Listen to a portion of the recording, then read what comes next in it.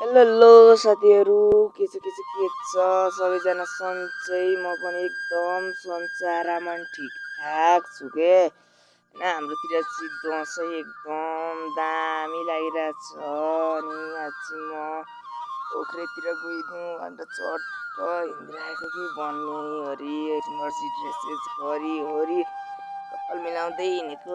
कपाल त छैन रही पनि यसो कपाल मिलाउँदै भनेको नि। अनि यहाँ चाहिँ माथि साथी पनि गइरहेछन् भन्ने थाहा भएर म चाहिँ यसो खुसुक्क हिँडिदिइहालेको। माथि पुग्दा त साथी मस्त चुन हान्दै रहेछन् कि, अनि मलाई पनि चुन हान्न देऊ न भनेको त साथीले हान नि त हान भने अलिकति चुन पनि हानिसकियो साथीहरू। अब खानासाना पनि खाएर टक्क बाहिर निक्लेर घरतिर लाग्यो। के भन्नुहुन्छ दसैँले बब्बा लागिरहेछ। तपाईँहरूलाई कस्तो लागिरहेछ कमेन्ट गरिदिनु होला होइन। यो चाहिँ मेरो पहिलो भिडियो हो, त्यही भएर म यसलाई धेरै लामो चाहिँ बनाउँदिनँ। र पनि साथीहरू मेरो च्यानल हेर्नु भएको छैन भने, युट्युब च्यानल हेर्नु भएको छैन भने सागर खड्का @sagar.1122 गरेर तपाईँहरूले मेरो च्यानल हेर्न सक्नुहुनेछ।